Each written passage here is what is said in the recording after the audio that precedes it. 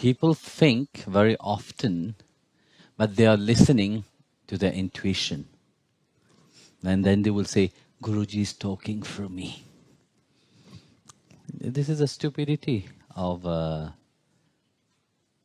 people. You know, very often you see that and you keep seeing it, especially those people which is on the spiritual path. They think of themselves being too superior than anybody else, you know. They listen to the mind. Their mind is still very much into the same state which they were outside, you know. Just because they become spiritual and then they have heard that there is something called intuition, we should listen to it. It's a process that you have to go through. To be able to listen to your intuition is not just happening from one moment to the other. You know? The intuition is not something which just pop in just like that. You know, very often it is there, but yet you are not aware of it. It is there, but you are not there. So many things you do in life, you do it in a state of unconscious. What do? You know, you do everything. You are in love. You are in love because love just happened. You hate. Why hate? Because it just happened. You know, in life, whatever you do, things are just happening. But you are not, if you ask somebody, have you done all this with a deep consciousness? Were you conscious fully when you were doing something? The answer would be no. Because if you were fully conscious about what you were doing, the outcome would be completely different. The outcome of fully being aware of whatever you're doing in life bring you to a certain state of awareness. And that state of awareness means that there is a certitude into it. There is a certain, there's no doubt in what I'm doing, you know. And there's no, it will, like somebody was saying, they will reverberate the same words what the Master said always to you. Now, if that doesn't connect with each another, if you see that whatever delusion is going into your mind and thinking that this is an intuition, then you will always, how can I profit from the situation? What can I do to gain more from that situation? And that you see very often, you know, in ungrounded people life. They think that they are listening to their intuition, but in reality they're luding themselves into a certain delusion, and also with them they also lure other people into the same delusion which they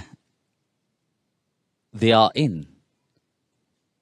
Just because they have heard of beautiful words called intuition, and yet you can see that they are not in tune at all. They are not grounded at all.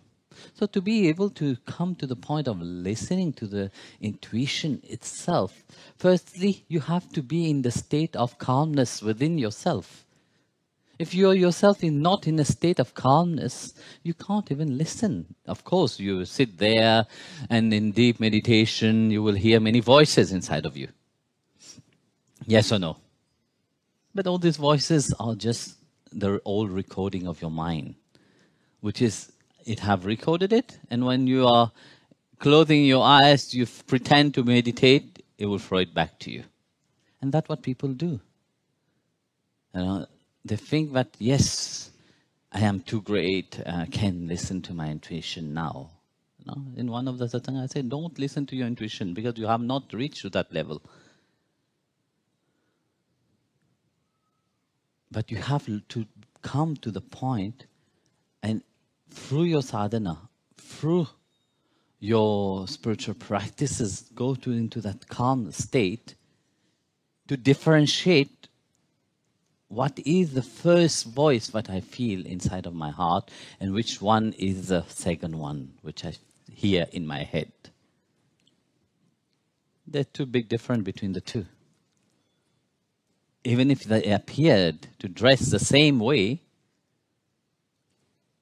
one is filled with confidence, the other one is filled with confusion. Easy example is that once you listen to your intuition, you will always say, no, no, no, it can't be so simple. It can't be so simple, because we want something to be more dramatized in our life. We want something to be more extravaganza. Then we can say, yes, I am doing something with my life.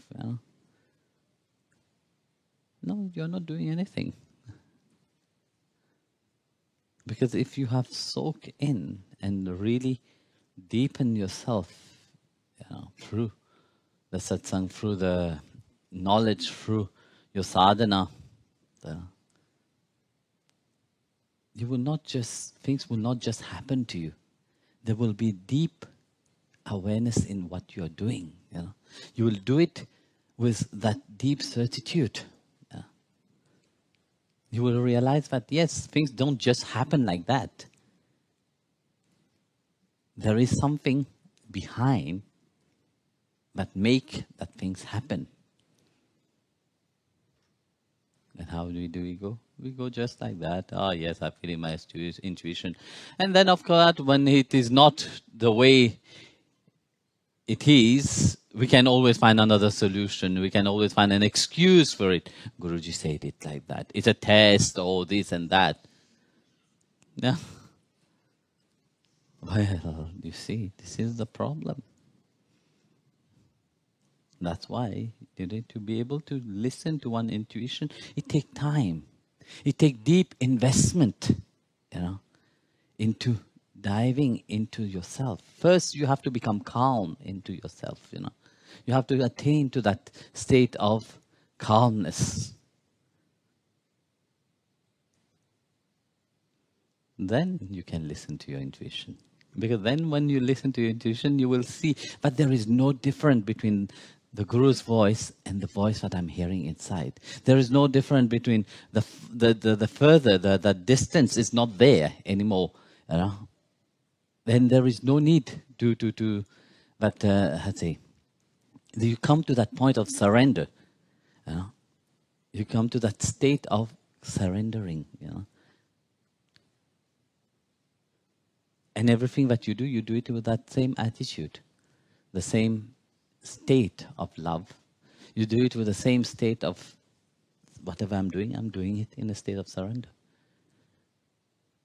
And this is when you are really centered inside of you, when you are really grounded inside of you.